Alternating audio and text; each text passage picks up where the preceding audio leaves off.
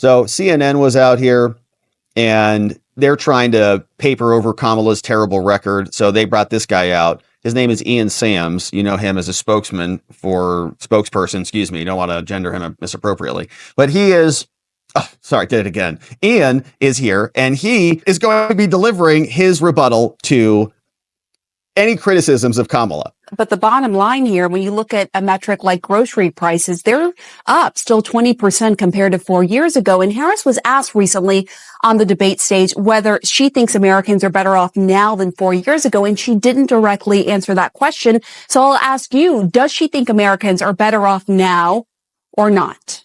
A few moments later. And so I'm just going to follow up on the question again. When it comes to high prices for people, the choice in the election is also very clear. And she's going to keep talking about her plans to bring down those grocery costs while Donald Trump is going to explode them.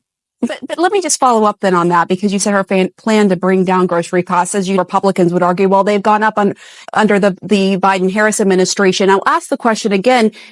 Does she think Americans are better off now than 4 years ago? I think when people are running for president, they want to see, what are you going to do for me? And it's not a retrospective question. It's actually a forward-looking question. It's a performance question. And that's what she's doing on the campaign trail every day, is saying, I understand that we have to go further for people. There are still too many people out there who are hurting. Yes, inflation has eased a little bit and prices are starting to come down, but man, we've got to go even further. And when you look at the choice on the ballot in November, it's either me or it's Donald Trump. Is he running? I don't think so. Maybe he is. Maybe he's really running the show. But that's Ian Sams, Kamala's new spokesman or person. And there's more. We've got some other interesting things happening. Of course, Elon was posting this today, said Google and Microsoft very disproportionately donate to the Democratic Party. Speaking of media control, just look at what this breakdown is. Google and Microsoft donating in massive swaths to Kamala. So the bias is going to inherently be built into the system. It just is. You can't help it. Between them, they control close to 100% of the browsers and all the search. Even with the best of intentions, they can't help but introduce bias. It's how they work. It's just built into human components. Apple's there, Oracle's there, Nvidia, it's right, all the tech people. Trump's got Walmart, American Airlines, which is interesting. Didn't know that. We've got Lockheed.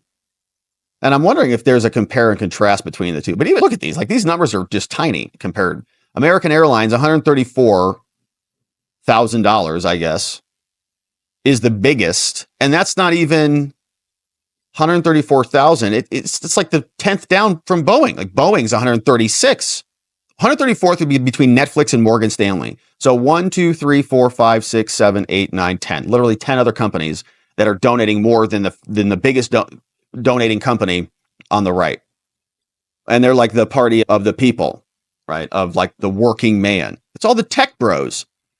And the Silicon Valley communists who are donating back to Kamala because she supports them, right? They're going to support the people that feed them, obviously. And that pattern continues. In one of the more disgusting images that you'll see from our elected so-called leaders, Governor Josh Shapiro, the governor of Pennsylvania, who was a close contender for Kamala's vice presidency, is now bringing Zelensky, a foreign leader, into Pennsylvania during a campaign, and then he's signing bombs that they're going to go drop on the Russians, right? So Zelensky is now in a battleground state, and these war-hungry, maniac psychopaths are out there just signing bombs that they're going to go drop on the Russians. It's lunacy. So let's listen to this clip, see if we can hear anything. More war, just war. You having fun there, Josh? What a weird thing to do. And I know a bunch of Republicans do this. I don't know if Trump has ever done this. I don't think so. But I know Republicans do it. I know Pence was doing it. I know Graham was doing it. It's a pretty sick thing to do. You're going to go sign bombs that are going to go kill people. That's what your livelihood is now. You're a governor of Pennsylvania. You're not even in the military. You're a governor of Pennsylvania. Why are you signing bombs to go blow up some Russians somewhere? It's insane. It's insane. I would feel disgusted with myself. Oh, cool. I'm going to go kill some people. This is great. War is hell, right? War is the worst thing in the world. And they're having a big photo op here, and it's a big campaign event. Signing bombs. Psychos. Psychos taking pictures and everything. Now, here was more on this. We had Zelensky. He's calling J.D. Vance too radical. So not only is Zelensky in the United States, as he's trying to grift another $100 billion from us, all of us, he's also signing bombs with Josh Shapiro. And now he's calling J.D. Vance too radical. Okay, so he's literally campaigning for the Democrats while he's in the United States. Now, Zelensky further blasted the blueprint Vance 40 outline to end the Ukraine war. He says, oh, what? You're going to have us give up our territories? Zelensky said of Trump's running mate, JD, said he's too radical. So he's now talking about our candidates in America. Now, is that election interference or not? Vance's message seems to be that Ukraine must make a sacrifice, said Zelensky. No, America must for Ukraine. That nobody's explained why we need to even help at all, quite frankly. What, because we're scared of Putin or because of our NATO allies or something? Still haven't articulated that quite clearly, especially when they're blowing up European pipelines. The Ukrainians. This brings us back to the question of the cost and who shoulders it, America. The idea that the world should end this war at Ukraine's expense is unacceptable. The idea that the United States should fund this war is unacceptable. We have this. Vance has long been a skeptic of U.S. military assistance. Good. Contending the U.S. lacks the necessary resources to help them fight a war against Russia. Earlier this month, Vance outlined a blueprint to end the war in a radio interview, a plan that entailed the establishment of a demilitarized zone. No, I guess we should have endless war with Russia until Zelensky beats Russia and puts Putin on trial. It doesn't show NATO. It doesn't join NATO. It doesn't join some of these sort of allied institutions, Vance explained. I think that's ultimately what it looks like. That plan sparked outrage in Ukraine, I'm sure. In Ukraine or in Zelensky's brain. Trump 78 himself has crowed about how he would end the bloody war within 24 hours, but he's been very short on specifics. Trump spoke with Zelensky in July.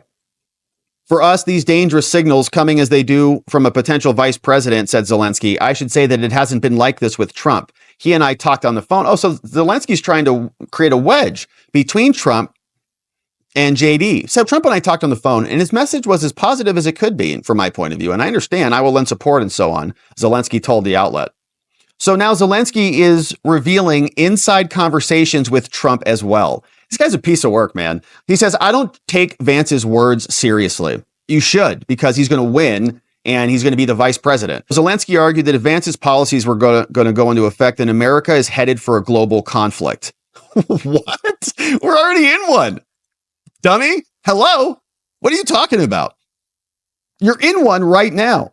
Because it would send a message to adversarial nations as an implicit rule saying, I came, I conquered, and now this is mine. First of all, there was a lot of attempts to settle this a long time ago. But our warmongers in the United States and in the global stage wanted more war. They had just gotten out of Afghanistan. That was a 20-year bogged down disaster. So they needed another one. The Ukrainian president further invoked the lessons of World War II and the history of appeasement, blah, blah, blah. Earlier this year, Trump sidestepped a question about how this is going to happen. And I think we know how it's going to happen. And that's why Zelensky's not happy about it. All right. So Zelensky is now interfering in our elections and signing bombs with sick, warmongering, lunatic freak shows like Governor Josh Shapiro. And they're all just clapping. Look at this lunatic. Look at him smiling and clapping. He's, oh, yeah, man, my 401k is going to be so big tonight. It's great. I can't wait to go back to my defense contractor bros and explain how much work we've done. It's just been amazing. They're doing an awesome job. Now, you can't answer any questions if you're on the Kamala team because she really has no answers to anything. Chris Coons, who's been highly involved in Kamala's campaign for a long time, is also on with the cable stations trying to answer questions about who she is and how she functions. Specific details about her economic plan. Should you know what your tax rate is going to be, or at least what she believes your tax rate should be before you go to the polls? Should you know what the regulatory sort of regime in her perfected world would look like? I think these are singular important questions.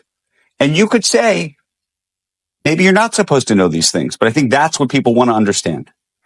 She's laid out a broad vision for what are her priorities.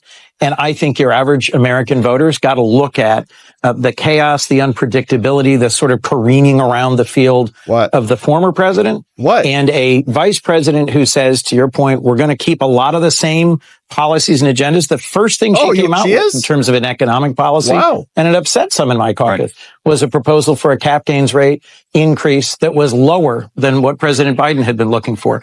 She's focusing on how do we build more housing, partnering with the private sector, removing regulatory barriers, providing incentives. Right now, and now how do we build more middle class wealth? What we've heard about cap gains.